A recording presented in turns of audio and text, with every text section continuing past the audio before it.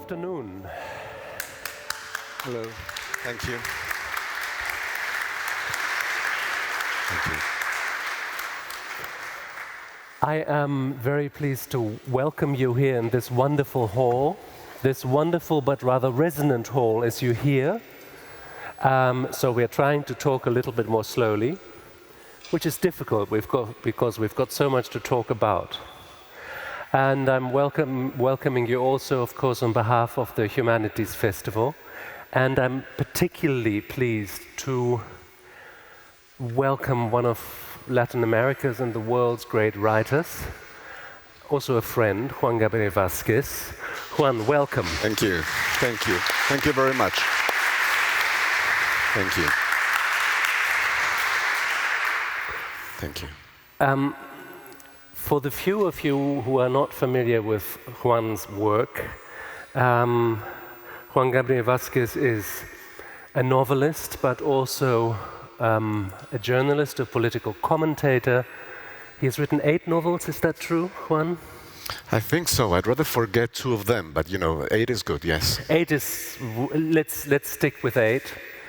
But he is also a very sought-after speaker, and he writes a column, or rather 2 columns, in El País, the Spanish newspaper. And today we will not talk about the sound of things falling, which is what the announcement says, Juan's novel that came out 12 years ago and won many international prizes. But we will, and if one of you has a particular question about the sound of things falling, I'm sure Juan will be pleased to answer it. But the subject of today is the new novel, Retrospective, which is a very, very surprising novel. Not often do you have the opportunity to do what you can do with this novel, because it is a novel about a film director who used to be a political activist, a Red Guard in China, a rebel in Colombia, became a film director, and his name is Sergio Cabrera, and if you want to meet him, you can. He is at the moment ambassador in China, and he is walking around completely outside the realms of fiction in the real world, still very much alive, and Juan has indeed chosen to write a novel about a living person. Juan, why does one need to write a novel about someone who is actually there? Yeah. Well, thank you, Philip, for accepting to have this conversation with me. Thank you all for being here. It's lovely to be here at the Humanities Festival, and I'm proud to have been invited by Desi and Ivan, so thank you. Well, Sergio Cabrera is one of the best-known Colombian filmmakers. He is the author of a Colombian film that in the 90s became probably the best-selling film of Colombian history until that moment. So he was really well known in his public appearance as a filmmaker. We became friends in the early years of this century, and every time I spoke to him, slowly getting to know him, I realized his life was not like everybody else's. It was not only interesting and full of adventure and exotic in many senses. He appeared to having existed in every major moment in the history of the 20th century, much like Zelig. It was just yes. Yeah, Woody Allen's character.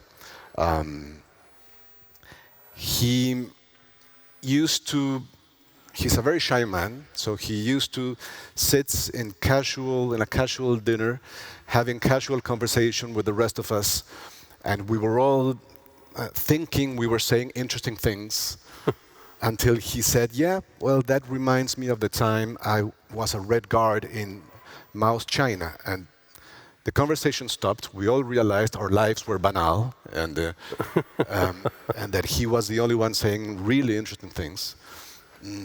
He he told stories about his life in communist China in the 60s, about then going back to Colombia to join the Maoist guerrilla, one of the three communist guerrillas that were that had grown out of peasant movements in Colombia in the 60s. And at some point I realized that his life was not only interesting and exotic and adventurous, but it also spoke about important things. And important things that fed into my lifelong obsession with the ways politics and history shape individual lives. This is something that I have pursued from my first novel, a book called The Informers, to shed some light. This has been my obsession, to shed some light, to try to understand what takes place in that crossroads where the political and the private meets, in that place where the forces of public life, historical forces, social forces, political forces, shape individual destinies and can go into the life of a family and a husband and a wife and a daughter and a son and a parents and lovers and friends to shape how we behave in the private realm. This is what I've always been interested in. And Sergio's life seemed to me, it seemed to me that I was talking to one of my books when I talked to him. I thought this is a book in the waiting. And so at some point in 2012, we both went to live back in Colombia from different cities. He was living in Madrid, I was living in Barcelona. We returned to Colombia in 2012 at the same time, and we became closer. And at some point I said to him, I want to do something with your life, with all that you have been telling me that has been hidden from the public eye, and that speaks very clearly about some of the big political movements in the 20th century that have shaped our lives as South Americans, as Colombians, and I think, you know, as individuals in a context of political forces. Now, just to give you an idea, you can buy the book outside and form an idea for yourself, but this is a story that spans great parts of the world. It begins in the civil war in Spain. Yes. It begins with Sergio's father, Fausto Cabrera. Yeah. Tell us a little bit, just give us an idea of this life, of the stations of this life. Yes. Sergio Cabrera's father, Sergio, my friend, was born in 1950. His father was born in the 20s and belonged to a family that was on the Republican side during the Civil War. This means the defeated side, the side that was defeated by the fascist army of Franco and his uprising. The thing is, in this family there was a pilot, and the military that were against Franco were punished like nobody else. And so quickly the family realized that they had to leave. They left, as many defeated Republicans in Spain, they left for South America. They initially arrived in Santo Domingo, in the Dominican Republic, and eventually settled in Colombia. When in Colombia, this man, Fausto Cabrera, who was a poet and an actor, became a part of the pioneering TV movements that were just being born in the country. He began to get closer and closer to left-wing ideas until he became a full-fledged communist under the ideological umbrella of the biggest happening in those years, which was the Cuban Revolution. And this is when things get complicated for him in a very conservative, very right-wing country like my own. And at some point they decide they have to leave, and he gets this extraordinary opportunity, an invitation by the Chinese government to teach Spanish in Beijing. And so he takes his whole family, day by day becoming more and more radical, until he arrives to the full conviction that what he wants for himself and for his family is to join the revolution, the socialist revolution that is taking place all over South America. And this is why he chooses to educate his children, or rather to stop educating his children and, in a way, give them to the Chinese Communist Party. That is, those scenes in China, in Mao's China, are really terrifying. You describe it like a different planet. Yes. And it certainly is a different planet, because they come to China just at the time of the Cultural Revolution, just at the time when things boil over in the most extreme fashion. Yeah. They live a double life between a luxurious hotel for foreigners and the terrible hardship that is present in the country itself.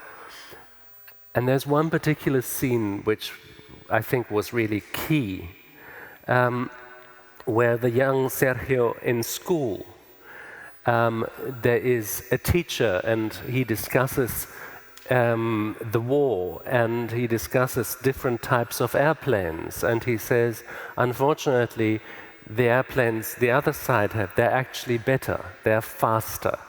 What happens? Yes, the professor of aerodynamics or physics of, or some such subject discusses the advantages of the American planes against the Soviet planes. And in the climate of radicalization and polarization and ideological fanatism of the Cultural Revolution, he gets immediately blamed by his students of being an accomplice of the enemy, of being counter-revolutionary. If he likes the planes better, he must be on their side. Yes. And so Sergio witnesses a scene in which the students start pursuing the teacher until they corner him, they throw him to the ground, and they start punching him and kicking him, the teacher. Sergio, who doesn't really agree with what's going on, at a certain moment has this kind of revelation that is, I think, very eloquent. He feels that even if he doesn't completely agree with what is going on there, he has to belong to the pack. He has to do as the others do. And so he approaches the body of the teacher who's lying down trying to protect himself, and he kicks him softly, but just so that everybody else knows that he is part of the group. When he told me that story, I felt it was one of the keys of his life, of his difficult relationship with ideas, of the struggles going on inside him in terms of militancy. He's one of the most peaceful people I know. Now I think he would be incapable of something like that. But at that point, he did it. And he felt guilt and disgust afterwards. But that was the struggle going on in his head, which I think was metaphorical of the larger struggle that he would get on in his life. Eventually he returns to Colombia and he becomes a guerrilla fighter there in the jungle. Yes. When did his disillusionment begin? Well, the novel tries, this is a novel. This is another. It's a novel in which you say nothing is made up. Nothing is made up. Which is really confusing for me, because I write novels and I write historical books, and Yes. you'll be surprised how many people don't really know the difference between those two genres. And so sometimes when I write about my history books, when I talk about my history books, somebody says, well, what of that did you invent? Yeah. And I say, no, this is a history book. I'm not allowed to invent anything. But Juan goes one step further. He writes a novel and he doesn't invent anything. This is my pet idea about this book, that this is a novel in which nothing is made up. But what I'm trying to reflect on is the ways in which narrative shapes reality. There is a beautiful Colombian dictionary, a dictionary written by a grammarian from the 19th century, Rufino José Cuervo. And I was looking at it while I was writing the novel, and I bumped into a word, the verb fingir, which in Spanish is the verb we associate with the noun fiction, the noun ficción. Fingir is to pretend. It's the act of fiction. And the definition this dictionary gave for the word fingir was to shape, to mold, to carve, to, when talking about materials, to give shape to certain material. And I thought, this is it. This is what I do with real lives. I'm not making events up with Sergio and his family. I am taking from the big mountain of their experience. I'm taking a block of stone and shaping it to create a sort of order from the chaos of somebody else's experience. So this is the idea of fiction that I want to suggest to readers with this novel. Fiction is our interpretation of somebody else's life. There's a wonderful passage in the last volume in Proust's In Search of Lost Time, Time Recovered, I think is the title of this book in English, in which the narrator of the novel, Marcel, says that we all carry a book within us. The book of our experience is within us.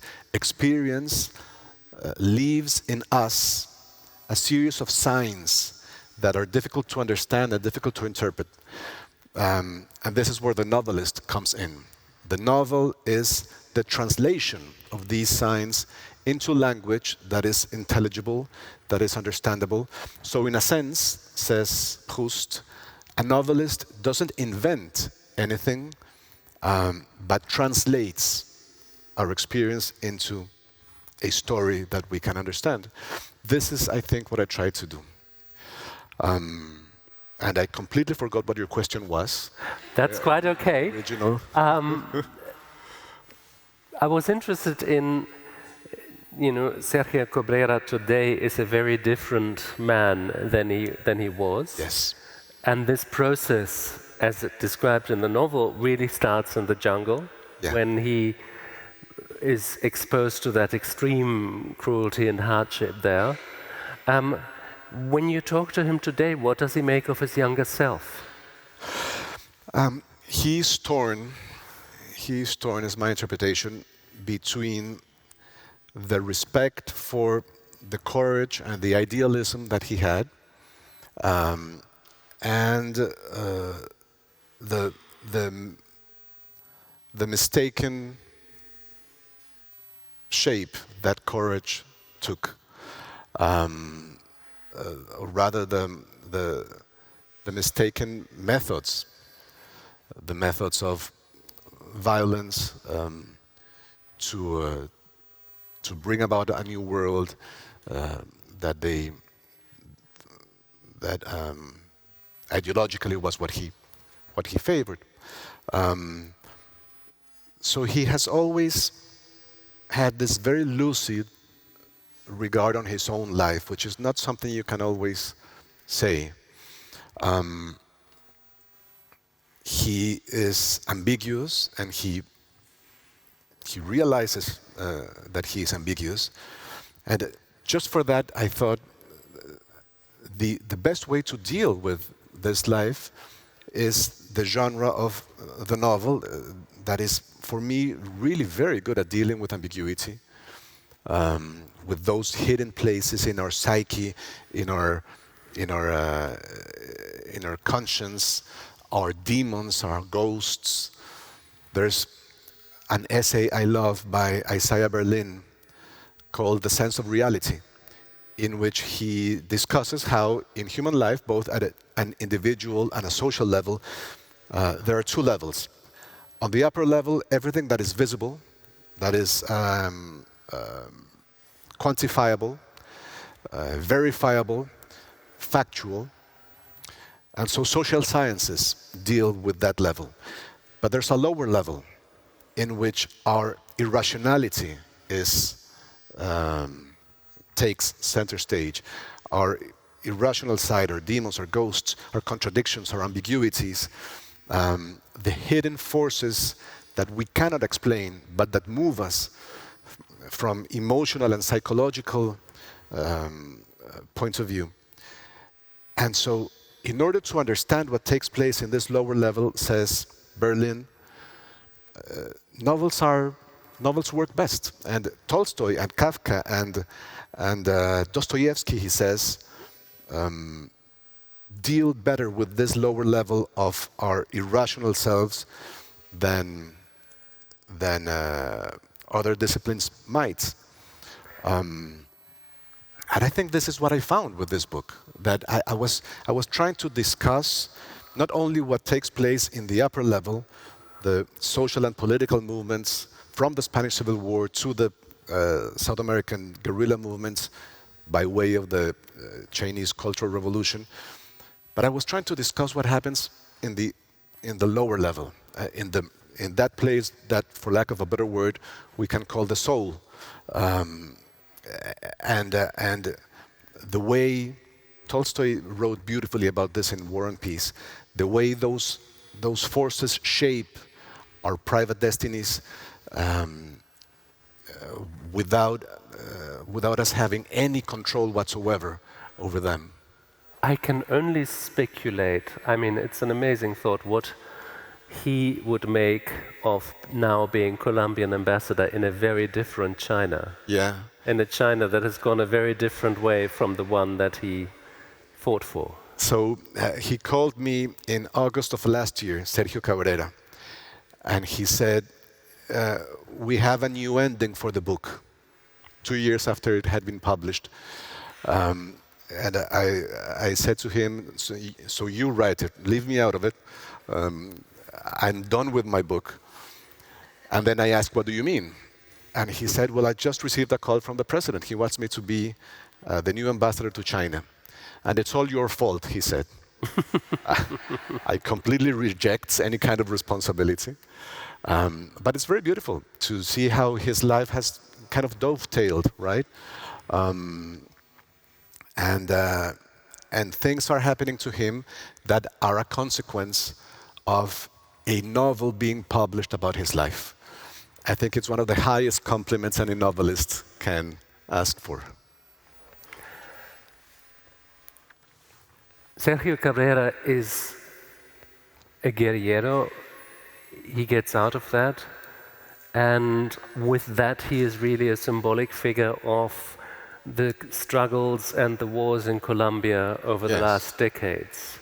And this is something that you've been writing, coming back to many times. Yeah. I mean, The Sound of Things Falling is about Pablo Escobar and the world that he leaves. Yes. And also the private lives of people in that world. How has that journey, how have you experienced that journey? You've chosen to spend a lot of time away from Colombia during that time, which is very understandable. You also have 2 daughters, and it is a violent country. You've just moved to Paris now. Tell us what your relationship with Colombia is now. Well, it has always been one of fascination. I lived for 13 years 16 years, first in Paris, then in Barcelona, beginning in 1996. But except for the first of my books, I don't think I've ever written one single page of fiction which was not obsessively about Colombia. Trying to understand this very strange country, trying to understand in particular its history of violence. Why are we unable to stop the cycles of retribution that have shaped Colombian violence for you know, the better part of our history as an independent nation. And this has always been a source of concern for Colombian literature. Obviously, I don't have to explain to anybody that countries produce novels about the things, about the unanswered questions that they have. Novels are the way in which our conflicts, our insecurities, our contradictions as societies, our frustrations filter down to stories with which we try to make sense of all those things. Fiction, the way I understand it, is born out of the questions we have as societies or individuals. And the biggest question about Colombia is the violence. Garcia Marquez wrote a great essay, one of the very few essays he wrote about literature in the 50s. He was trying to discuss a certain generation of novelists who, after a civil war that we call La Violencia, with a capital V, in which around 250,000 people were killed in 8 years in a war between the liberals and the conservatives. And a lot of writers try to write about these things, try to, in a sense, give testimony about these things. But the novels they wrote, which were really interesting from the factual point of view, from the point of view of information, were not accomplished from an artistic point of view. And the young Garcia Marquez says, these novelists got it wrong. They didn't understand that you don't write a novel to take political sides or to denounce. You write novels for other reasons, to try to understand, to try to come at things from an ambiguous lateral position, to try to say what journalism and history cannot say. And he was discussing violence. It has always been on our minds, this question. And in every one of my books, it has been a part of my concerns, to try to explore the private side of our public violence, to try to explore the invisible side of our very, very visible violence. I went back to Colombia after those 16 years abroad in 2012. And one of the most exciting things about that year was realizing that I had gone back at the same time as the peace talks were beginning in my country. The peace negotiations between the Colombian government and the Marxist guerrilla of the FARC. It was a difficult moment, but it was, I felt, the most important conversation of my lifetime. And I was very glad to be a part of it and to write columns in support of the negotiations, which were not necessarily popular, and then in support of the agreements that were passed in 2016. I have defended them. I have defended the negotiations first and the agreements later. But all that I did as a columnist, as a journalist. But there was another side to that situation, to the whole situation of political violence that was invisible, that was hidden, that belonged to Isaiah Berlin's lower level. And this is one of the things that I try to address with the books. With a book, a novel called The Shape of the Ruins, and a book of stories called Songs for the Flames, and this new novel, Retrospective, which you have in the American edition that I gave you. You will find the British edition and the German edition over there. There's a very curious ambiguity also for artists in this situation. Flippantly, one could say one of the reasons that the art of the Italian Renaissance was so great is that they were also very violent societies. There was a big resonance space of human suffering to be made sense of.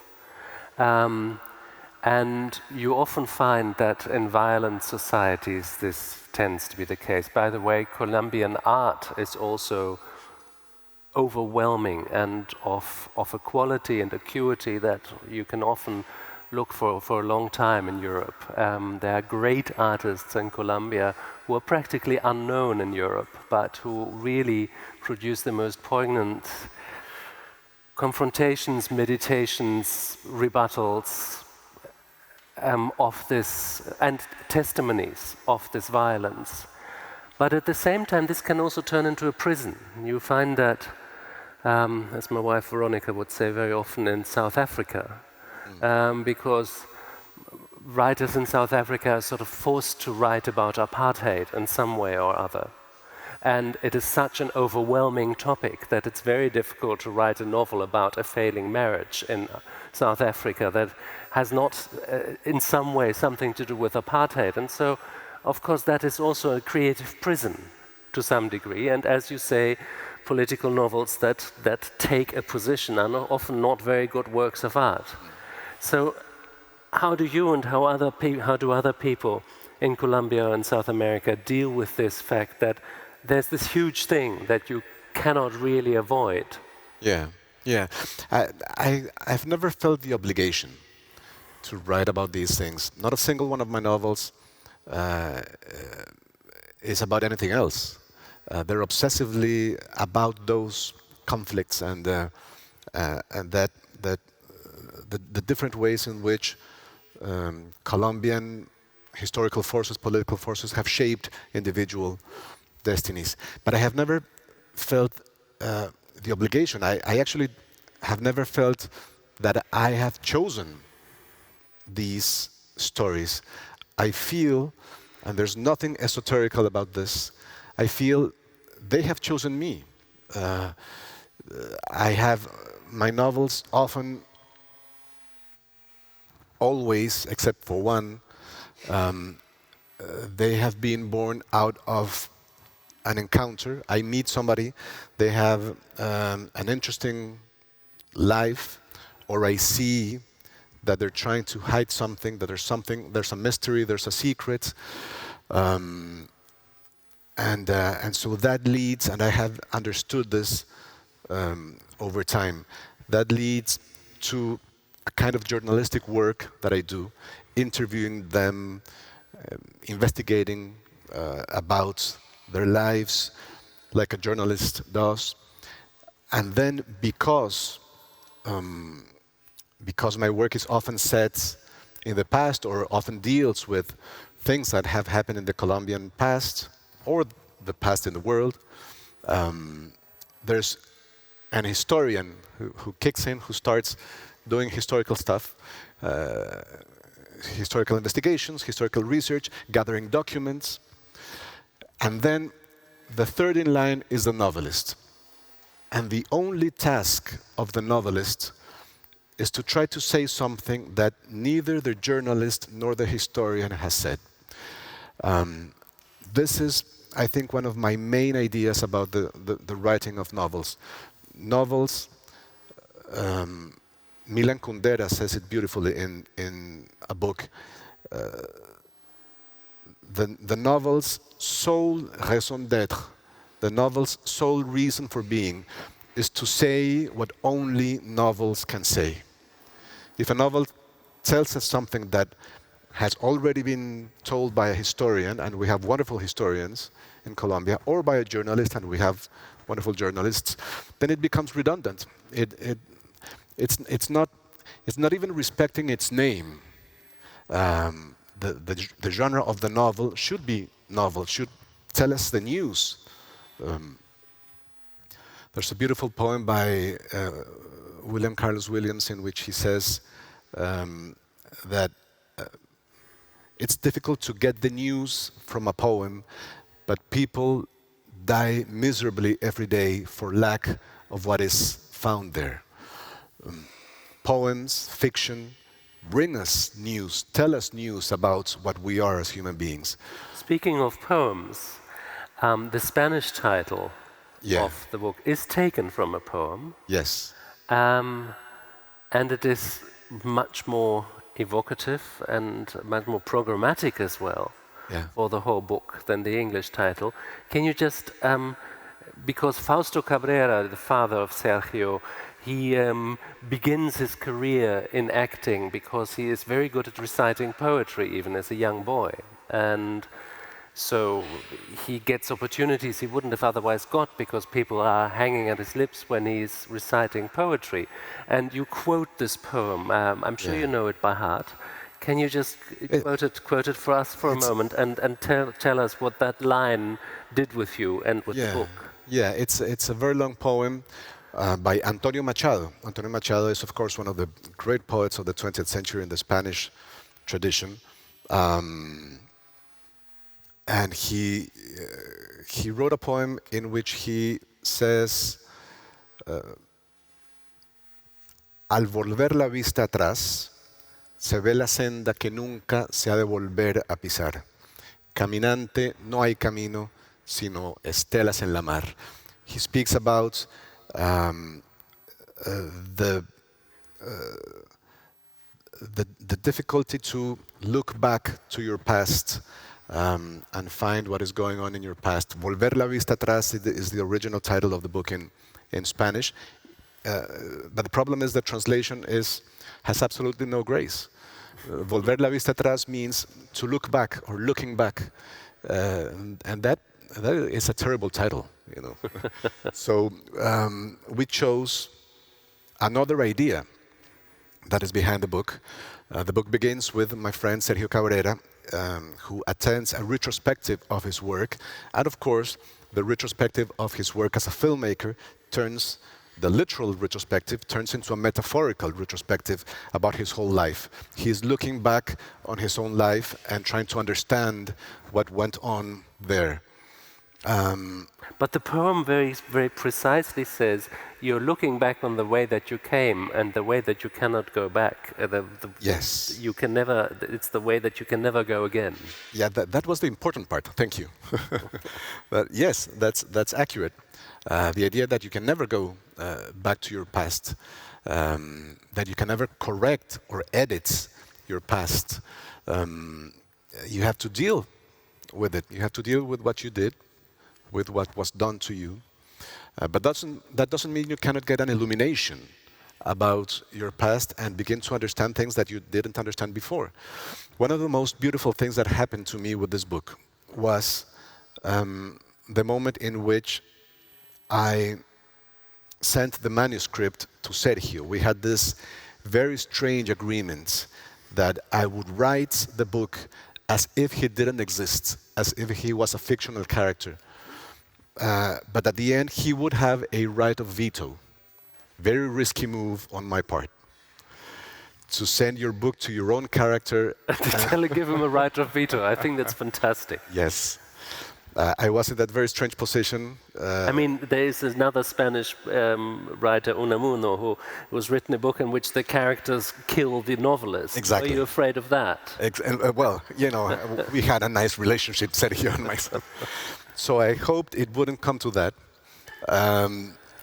But I did run the risk of my own character, my main character, saying to me, I don't like your book. And that would have been catastrophic, obviously.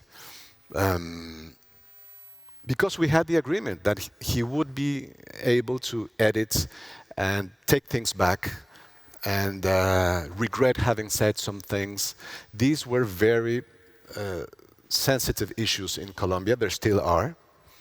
On the day the book was published, Sergio called me and he said, I'm a little bit scared. I am. I feel fear right now. And I tried to make a joke of it. And I said, okay, come on, tell me 3 things that make you scared. And he said, the reaction of the right, the reaction of the left, and the reaction of the family. So it was a difficult situation that he had, so I was willing to give him the chance to correct things. He didn't do anything to the manuscript. He felt that the book gave the correct reading of his life, the correct interpretation of his life, and even more, and this is how my answer began, this is where I was getting at, he discovered things about his own life that he didn't know before.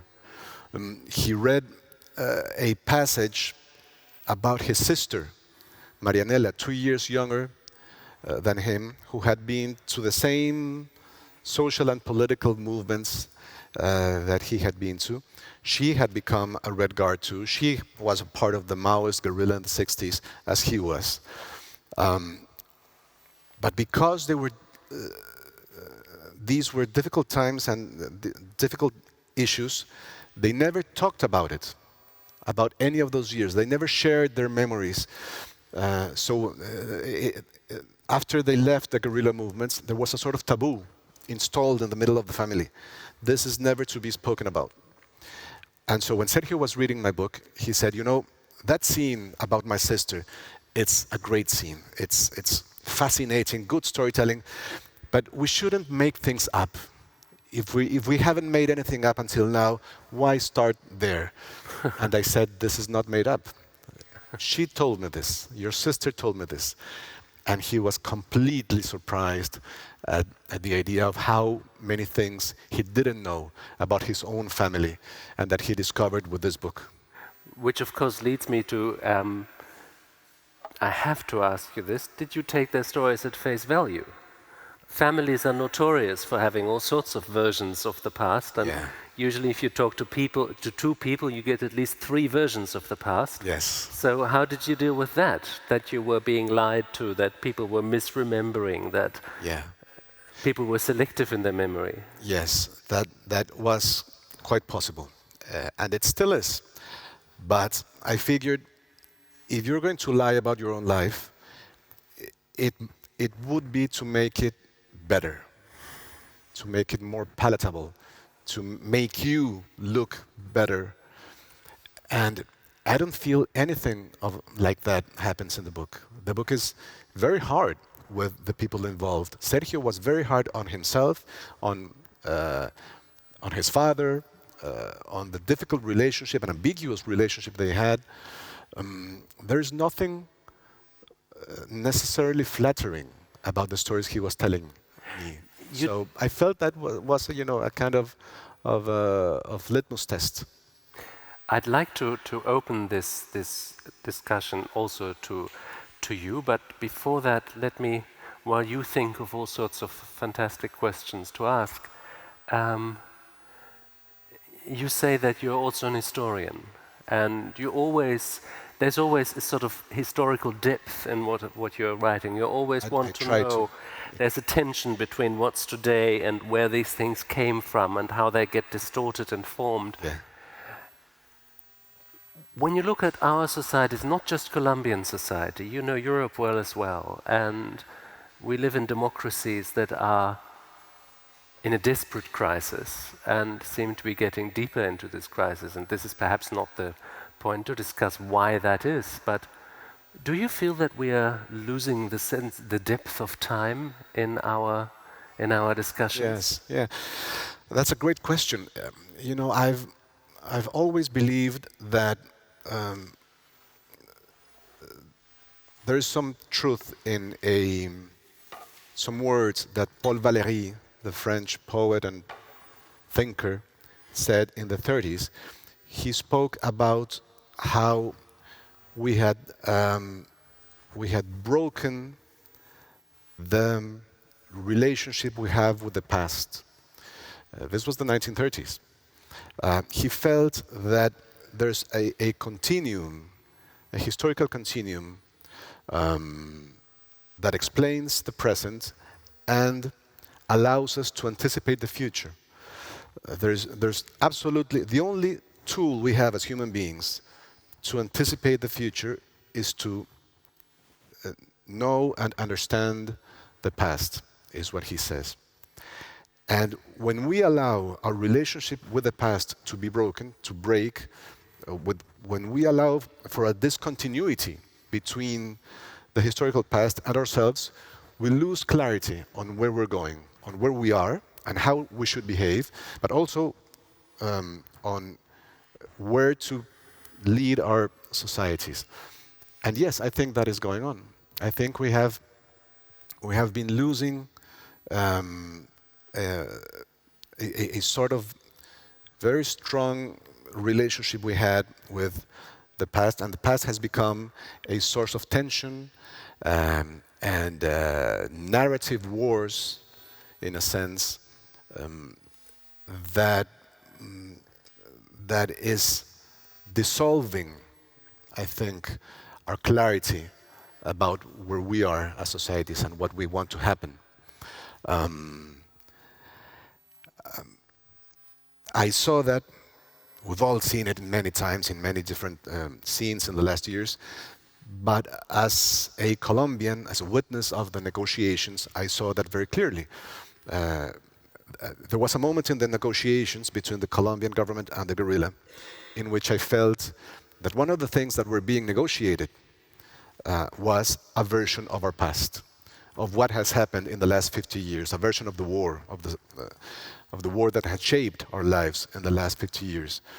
And I spoke to one of the chief negotiators, and he told me about an Indian fable, I think, about a group of blind men who are put in front of an elephant and are asked to define what an elephant is. So one would say, well, an elephant is like a big wall of skin. And the other one would say, an elephant is a long tube with hairs on its end. And the other one would say, an elephant is... column. Yeah, exactly. And they would all be right, but they wouldn't be completely right. So the negotiation of the Colombian conflict was in part the acceptance of the fact that our narrative about our own past are all very different and are all right in a sense, but only partially right. You had to agree on the elephant. And we had to agree on the elephant. And I think this is where storytelling becomes of value. Novelists, historians, journalists try to create a space in which we realize that all of our versions of the past can coexist, and that a democracy is, in a sense, a place where our collective versions of the past don't need to agree for all of them to be valid and to describe a part of our experience as a society.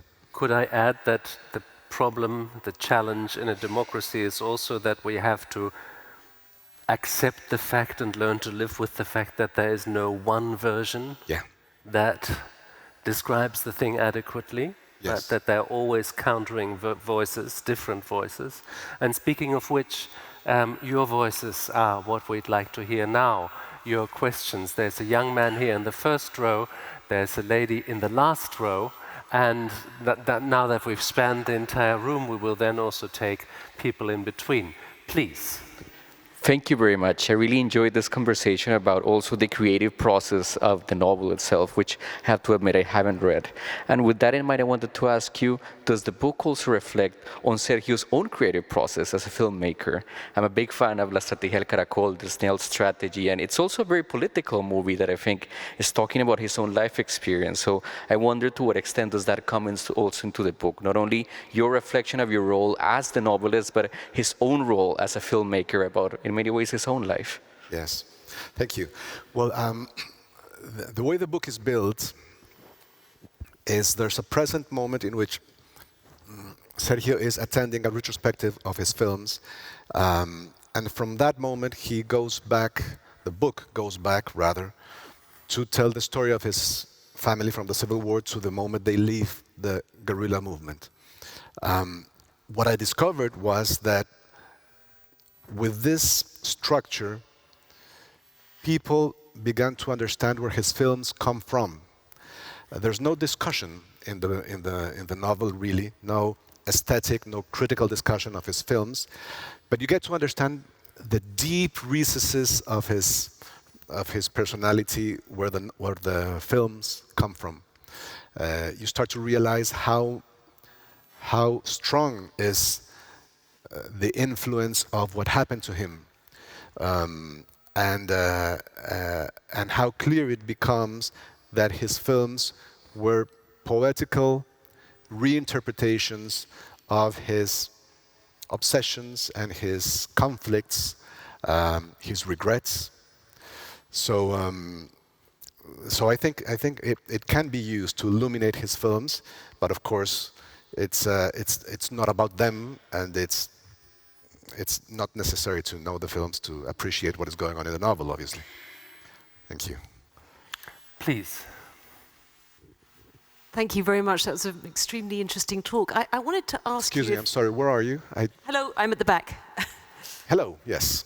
I wanted to ask, if you're writing a novel based on real events and real people, what is the role that your imagination is playing in this process? Very good. Is it just is it confined to imagining their inner thoughts, their emotions, or does it go beyond that? Very good, thank you. It is that. It involves what I call, what Proust calls, the translation of all those experiences into a language that we can understand, the language of the story, the language of narrative, that tends to illuminate things in a very particular way. It involves that kind of translation. It involves interpretation.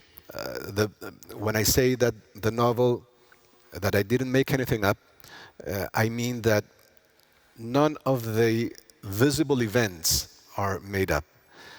But my role as a fiction writer was to interpret what those events mean for these characters. So yes, climbing into their heads, looking at the world from their point of view, which is an essential part of what I feel is novel writing. Narrating the world from somebody else's point of view. This kind of interpretation is in no way different from what Dostoevsky did with Raskolnikov or Virginia Woolf with Mrs. Dalloway. I try to have with my characters the same relationship that they had with theirs. It also involves, as I was saying before, modeling reality. Choosing to tell some things, choosing not to tell other things, carving a shape out of the mountain of experience of their lives involves choices, and those choices are also the choices of a novelist. It involves a certain kind of imagination, is what I mean. There's a Spanish novelist I love, Javier Marías, who says that we have this idea that what novels give us is knowledge. Knowledge in Spanish is conocimiento. And Javier Marías says, I don't agree. I think what novels give us is reconocimiento. So recognizing things. And what do you recognize? He says, my answer is convoluted but simple. A novel is a way to know that we know the things that we didn't know we knew. To know that we know the things we didn't know we knew. So we all carry information about the world, intuitions about what we are as human beings, what our relationship with the world and with others is. But until we see that information in a novel, we don't really get a grasp on it. In a novel, we read and we go, yes, this is what is happening to me. This is how my life is. You recognize this emotion. You have that emotion explained to you through fiction. I was reading the other day a book by Madame de Staël. She was a novelist, early 19th century, and she was saying how, despite of the fact that she was a novelist and she had written novels, she thought novels were dangerous and novels did harm. Because she said, novels have given us access to the deepest recesses of our emotions, and you shouldn't have that kind of knowledge. We shouldn't know these things.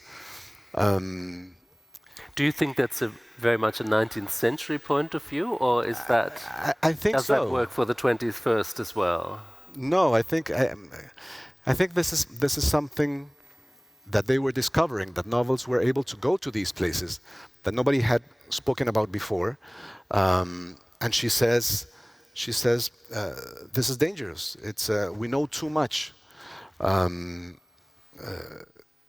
She says, we no longer can feel something without remembering having read about it in a novel.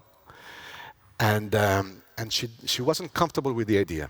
Of course, this is what the great novels of the 19th century would obsess about.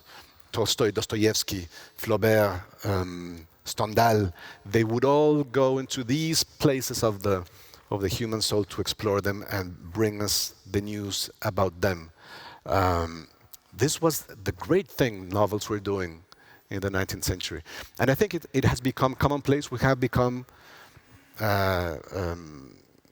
used to the fact that this is what novels do.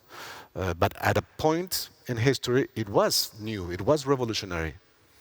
So this is what I try to do with these characters.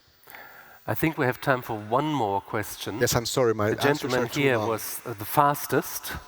And the microphone is coming. Please wait for the microphone because it's also being recorded. Thank you very much indeed. Krauchenberg Institute of the Danube region, Central Europe. However, I have been living in Latin America a while. You mentioned the tensions and the conflicts in Colombia. And of course, revolutions, they're often ideal, but how to implement. And I think at Venezuela, your immediate neighbor, they had a corrupt regime, no doubt. Then there was Chavez coming, nationalizing most of the industry, cooperatives, not much private ownership anymore. And before this revolution, the Bolivarian revolution, hundreds of thousands of Colombians were working actually in Venezuela, as it is probably the richest country in Latin America. And since then, since Chavez and now Maduro, millions are leaving, and a lot of them going to Colombia and stay there. So how would you see this development, Colombia on the one side, and your eastern neighbor, Venezuela? Thank you. Yeah. Well, you know, the question demands a very long answer.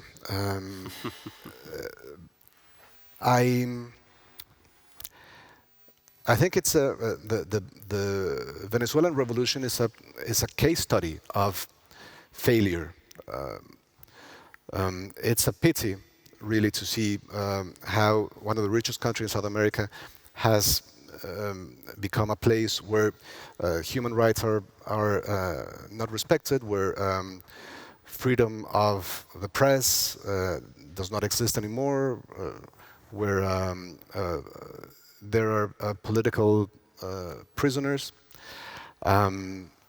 So it demands to be studied. And as for the relationship between our two countries, it is true that for many, many years, Colombia, because of its history of violence, was massively producing immigrants, people who left the country and who went to the neighboring countries or to other places.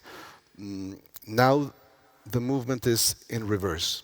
And I think the one thing I can say is that as a country we have an ethical obligation to receive these people who are fleeing hunger and difficulties, and to receive them and welcome them as we were once welcomed in times of need. This is what I can say.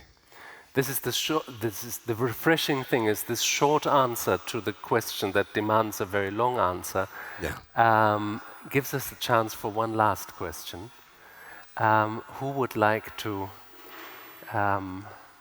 There's Ivan in the back.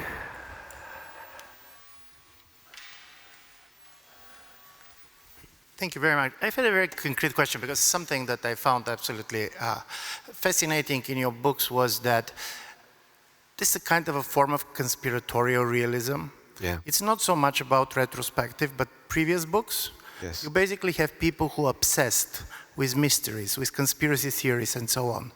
And nothing is irrational. Yeah.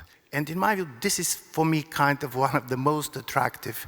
This world populated but by conspiracy thinking, and nothing really is irrational. So I'm very much interested on your view on all this. Yes, thank you. Thank you, Ivan. Well, you're talking, I feel, mainly about my novel previous to this one, called The Shape of the Ruins, which is about political murders in Colombia. This is, I think, something we have in common with many societies all over the world, that our histories have been shaped by moments of violence that remain in the shadows, that remain unsolved. Our histories are shaped by lies and distortions, in particular in Latin American societies are used to the fact that power is basically, political power is basically the power to lie about our history, the power to impose a certain narrative version of our history that is distorted or partial, that never tells the whole truth. And this is the reason literature in South America traditionally has taken the role of